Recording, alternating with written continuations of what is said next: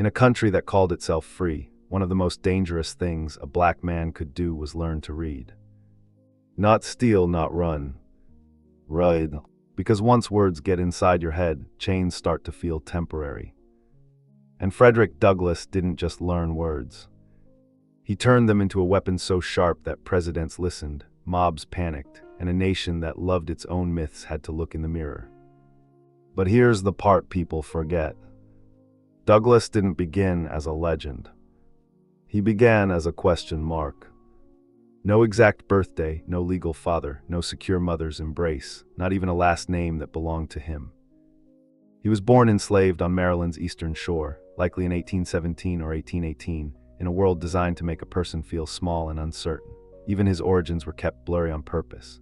Enslaved children were often denied the basic facts that anchor a human being when you were born: who your people are, what you can claim as yours. Douglass would later choose a date to celebrate, not because the record was clear, but because the absence of a record was itself part of the system. And if you want to understand how he became the most powerful voice for freedom, you have to start with what he was denied first: his mother. Harriet Bailey, enslaved, lived miles away from where her son was made to sleep. Douglass later described seeing her only in brief, fragile moments, often at night, because she would walk a long distance after working all day just to look at her child. Imagine that, a mother traveling in darkness, not to give gifts or take pictures or celebrate milestones, but just to stand near her son for a few minutes before she had to disappear again. What does that do to a child's sense of the world? It teaches you early that love can exist inside a cage. It also teaches you that the cage is built by people. Douglass grew up among plantations and overseers where violence wasn't an exception, it was policy.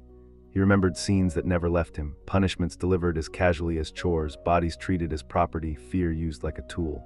And one night, as a small boy, he witnessed a brutal assault on a relative, an image so searing that it became one of the first chapters of his memory.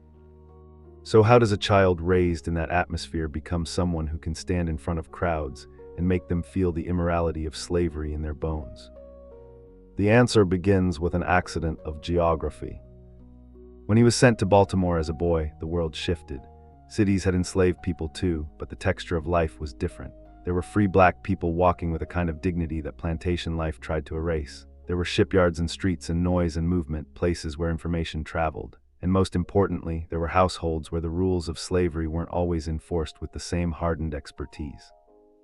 In Baltimore, Douglass was placed with Hugh and Sophia Auld. Sophia had not grown up managing enslaved people the way a seasoned plantation household might, and in that small gap of experience, just that, Douglass found his first opening. Sophia began teaching her young son the alphabet. Douglass watched. He leaned in. He asked, and for a brief moment she taught him too. It wasn't a grand lesson, no ceremony, no speeches about liberty, just letters, shapes, sounds, the smallest building blocks of thought. But then came the backlash. Hugh Auld, seeing what was happening, shut it down, not because he thought reading would make Douglass unhappy. The opposite, he understood in a blunt, almost revealing way what literacy would do. If an enslaved person could read, they could think beyond the boundaries imposed on them. They could recognize contradictions, they could plan, they could resist in ways that didn't require a weapon. So the lessons stopped. And in that moment, Douglass learned something even more valuable than the alphabet. He learned that education was dangerous to slavery. If the enslaver feared words, then words had power. So Douglass decided he would get them anyway. He turned the city into a classroom. He traded bread for lessons from white boys on the street. He studied signs, scraps, newspapers, anything that carried language. He watched how ship carpenters marked boards. He listened to conversations, collecting phrases, building a private library inside his head. And then he found a book that didn't just teach him to read. It taught him to speak. A collection known as the Columbian Orator made its way into his hands. It wasn't written for an enslaved teenager. It contained speeches and dialogues, arguments about justice, liberty, human rights, the very ideas slavery depended on crushing. Douglass absorbed those patterns, the structure of persuasion, the rhythm of an argument, the way to corner an opponent with logic and force them to face what they're really defending. Here's the question: once you can name your oppression, how do you keep living inside it? Because knowledge doesn't always comfort. Sometimes it burns. Douglass later described the agony of awareness, how reading made him more conscious of the gulf between what America claimed and what it practiced. Literacy didn't immediately free him, it sharpened the pain of his captivity. And then, as often happened, he was sent away again. He was forced back to the eastern shore, away from the relative openness of Baltimore, back into a rural world where control was tighter and punishment more direct. He was hired out to different men. Some were comparatively lenient, others vicious. But there was one period that became a turning point because it was designed to break him. He was sent to an enslaver known for taming people. A man whose reputation was built on taking those who still had spirit and beating it out of them. Douglass was worked, threatened, assaulted, and humiliated. The point wasn't just labor, it was psychological conquest. The message was simple: you are not a person, you are a thing. So what does an enslaved teenager do when the system is trying to turn him into a ghost? Douglass fought back. In a physical struggle that he would later describe as a decisive moment, he resisted his tormentor with his own hands. It wasn't a victorious uprising. It didn't end slavery. It didn't change the law, but inside Douglass, something snapped into place. He realized that the enslaver's power depended on submission. And for the first time, he felt himself return to himself. He would later say that even though he remained enslaved in legal terms, that resistance rebuilt something essential: self-respect. It was not only a battle for his body, it was a battle for his identity. After that, Douglass continued to look for a way out, literally. He and others attempted escape plans, some failed, betrayals happened, and each failure carried consequences: jail, threats of sale to the deep south, the constant fear of being separated permanently from anyone he cared about. But in Baltimore again, working in the shipyards as a caulker, Douglass was close enough to freedom to taste it. He earned wages, often stolen from him by the very people who claimed to own him, but he began moving among free black people. He began imagining a life that didn't require permission. And then came the person who mattered more than most quick summaries admit. Anna Murray, a free black woman in Baltimore, practical, courageous, and willing to gamble everything on a future that could not be guaranteed. Their relationship wasn't just romance, it was strategy, partnership, mutual risk. Douglass had ideas and fire. Anna had stability and resources and the kind of quiet bravery that doesn't get painted in portraits. So they planned. And on September 3, 1838, Douglass made his move. He disguised himself as a sailor and traveled north with borrowed papers. He stepped onto trains and into crowds where capture could happen at any moment. Every stop carried the same question: is this where it ends? When he reached free soil, he wasn't suddenly safe in the way movies pretend. Freedom in the North was fragile. Fugitive slave laws and slave catchers meant you could be dragged back. Douglass knew that. Even in New York, he moved carefully, aware that the shadow of slavery could stretch farther than geography. He wrote to Anna. She came. They married on September 15, 1838. And then, because being found was still a danger, they kept moving, settling in New Bedford, Massachusetts, an abolitionist-leaning community where they could blend into the working class. Now ask yourself, if you were an escaped enslaved man trying to stay alive, what is the last thing you would do? You would not become famous. You would not stand on stages. You would not put your story in print. But Frederick Douglass did exactly that. At first, he tried to live quietly. He worked whatever jobs he could find. He joined church life, built community, became a husband and father. Yet he also consumed abolitionist writing and listened to activists. And when he spoke publicly about his experiences, something happened that changed his trajectory. People didn't just sympathize. They listened. They leaned forward. Because Douglass had something rare, the ability to make cruelty visible without turning himself into a spectacle. He could describe slavery with clarity, and then he could build an argument around it that left audiences with nowhere to hide. Abolitionists recognized that his voice could move crowds in ways pamphlets couldn't. He began speaking on the circuit. He traveled town to town, often facing hostility, threats, and violence. He was beaten by mobs more than once. He learned what it meant to provoke a society that preferred comfort to justice. Here's the twist: even many people who opposed slavery did not fully believe that an escaped enslaved man could be as educated and eloquent as Douglass was. Some suspected he was being coached. Some doubted his story because his mind didn't fit their stereotype. So in 1845, Douglass made a decision that was both brilliant and risky. He published his autobiography. By naming names and places, he proved his authenticity. He also made himself easier to capture. His narrative became a sensation. It spread across the United States and beyond, and the very thing that gave him power, public recognition, also increased the danger that slave catchers could track him down. So Douglass left the country. He traveled to the British Isles, speaking across Ireland, Scotland, and England. Abroad, he encountered a different kind of racial atmosphere, still prejudiced, still imperfect, but without the same legal framework of American slavery. He experienced the strange feeling of being treated like a full human being in public spaces.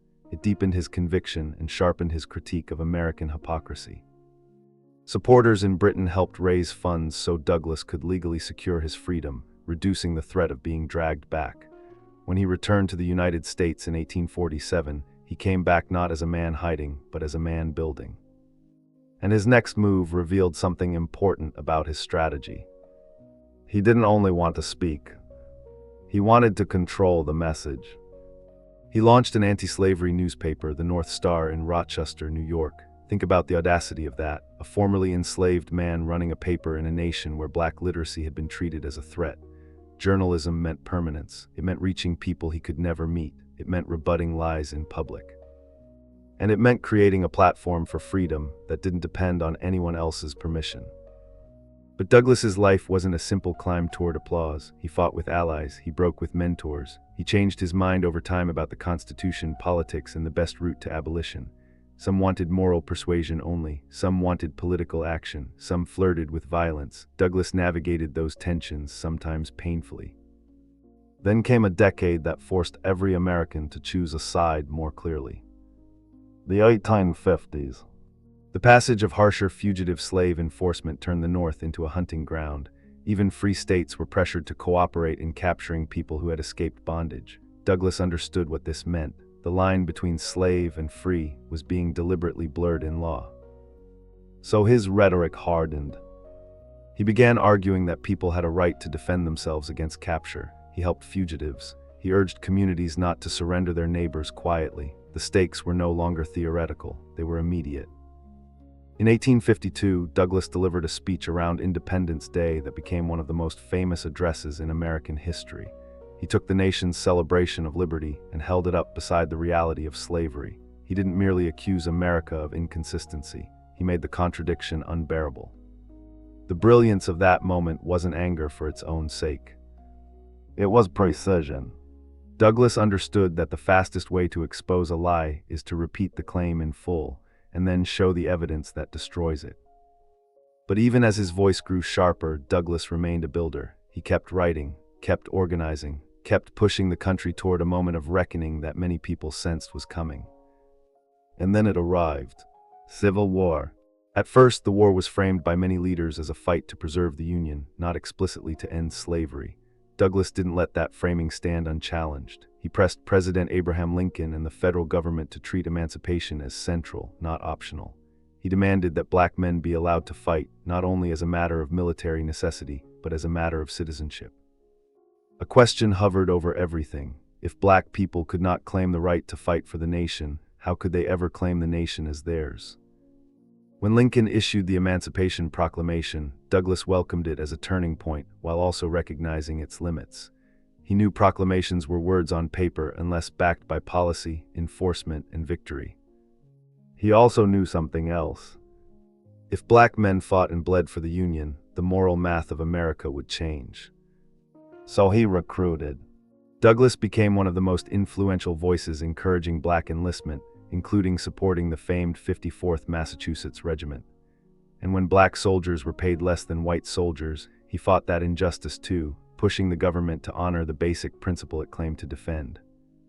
Douglass met with Lincoln during the war. Their relationship was complicated, respect mixed with frustration. Douglass could see Lincoln's political caution. Lincoln could see Douglass's moral urgency. But the fact that a formerly enslaved man could sit with the president and argue as an equal was itself a sign that the ground was shifting. Still, Douglass wasn't naive. He knew war's end. And then the real battle begins, the fight over what the victory means. When slavery was formally abolished with the 13th Amendment, Douglass celebrated, but he didn't stop. He He pushed for citizenship, voting rights, protection under law. He understood that freedom without power can become a new kind of trap.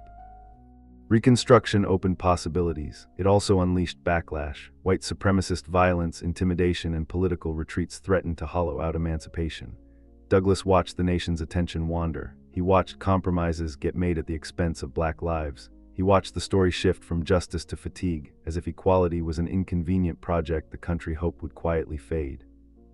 So he kept speaking, kept writing, kept insisting that the war's meaning could not be rewritten into something softer. In the post-war years, Douglass held public roles in Washington, D.C., becoming a symbol of black advancement in federal life. These positions mattered, not because titles alone guaranteed justice, but because representation inside government signaled something powerful to a nation still arguing over who counted as a full citizen. His personal life carried its own storms, family pressures, grief, loss. The death of his first wife, Anna, hit hard, this woman who had helped make his freedom possible and held their household together through years of danger and travel. Later, Douglass remarried, a decision that drew intense controversy from both white and black communities for different reasons. He did not spend his later years as a universally loved elder. He remained what he had always been, a man unwilling to live by other people's comfort. And he was always thinking about images, how America saw him, and how it saw black humanity. Douglass took photography seriously. In an era when racist caricatures were everywhere, he used portraits as a counterargument. He presented himself with dignity, sternness, control, not to impress, to insist, to make it harder for a viewer to deny his personhood. That's a different kind of activism. Not a speech, not a law. A gaze that says, I am here, and you will not shrink me into a cartoon. As his life extended into the 1880s and 1890s, Douglass continued to speak against lynching, against segregation, against the steady betrayal of Reconstruction's promise. He traveled, he lectured, he served in diplomatic roles, including representing the United States abroad, while also criticizing American hypocrisy when he saw it. By then, he had become more than an individual. He was a living timeline. Born in slavery, escaped, became an orator, challenged a nation, helped reshape a war, watched freedom expand, and watched it get resisted. So when Douglass died on February 20, 1895, the question wasn't whether he had been important. The question was what America would do without his voice in the room. Because Douglass didn't just argue that slavery was evil. He argued that democracy was incomplete without black citizenship. He didn't just ask for sympathy. He demanded consistency. And that demand is why his legacy keeps returning, generation after generation, like a bell that won't stop ringing. Here's the final contradiction. Frederick Douglass spent his life trying to make the United States live up to its stated ideals. And he did it using the very tools slavery tried hardest to keep away from him: literacy, rhetoric, public presence, and relentless clarity. A child denied his birthday became a man who forced a nation to remember its promises. A boy forbidden from learning letters became a writer whose sentences still sit in America's bloodstream. An escaped enslaved man became someone presidents had to reckon with. So what exactly turned him into the most powerful voice for freedom? Was it the moment Sophia Ald's lesson cracked open the world of words? Was it the fight that restored his sense of self? Was it Anna Murray's courage that made escape possible?